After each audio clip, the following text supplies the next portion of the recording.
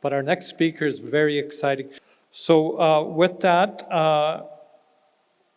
from KPMG, Derek Taylor, he's going to explain the financial aspects of the settlement agreement and the trust agreement, the financial aspect.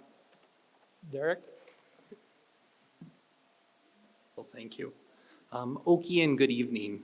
I apologize, I'm not as exciting, so I appreciate the upsell, but I'm not sure that that's really gonna keep you guys awake. I know it's been a very long evening so far.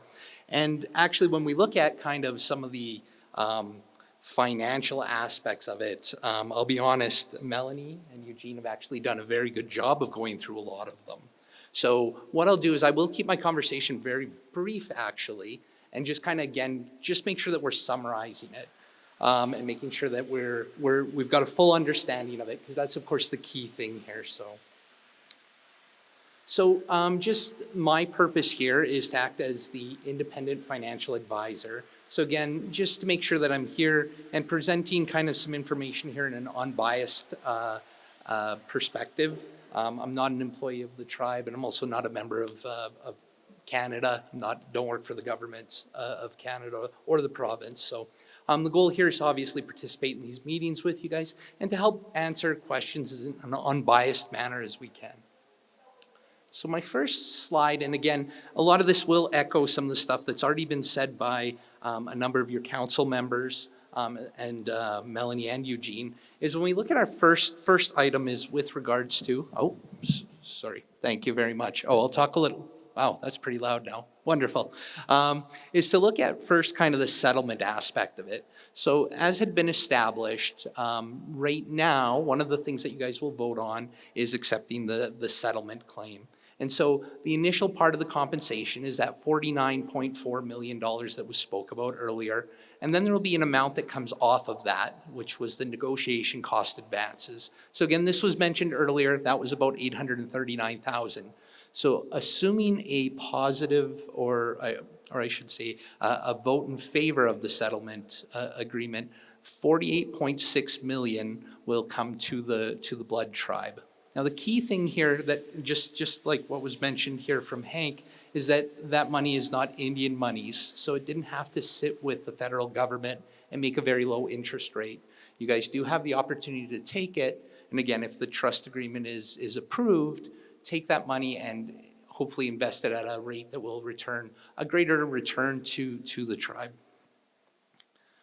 Now, once that we voted in favor, or if we have voted in favor of the settlement, and then we've got the trust. Now, the trust is set up so that it has certain agreements, certain clauses and those types of things that govern the way that money will be used.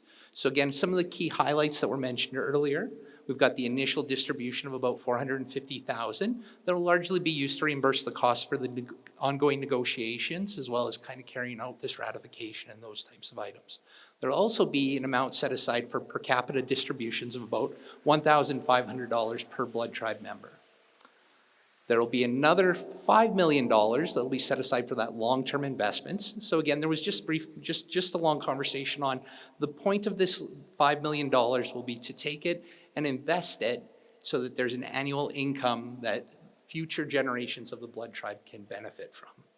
And then the rest of the money will go to be held in trust to be used for capital projects. So again, part of this is to act as seed money for some other projects. So again, some of the key projects there, we had about $10 million that'll be for road repairs, $10 million for water line, $3 million for infrastructure, another $672,000 for water and sewer, and then again, the rest of the money being invested and held for future capital projects that will be beneficial to the tribe, to all the members, and the future generations.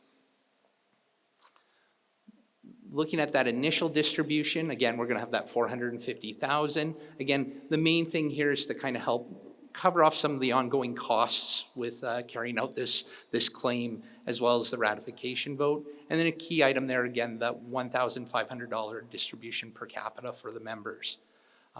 Again, then there will be some administrative costs as well associated with that. The $5 million, again, this was something that was spoke about earlier. Again, the idea here is that it be maintained in a separate investment account, And then the trustees develop a plan to invest and distribute this income. Now, the idea here is within a year of the trust being set up, they come up with this plan.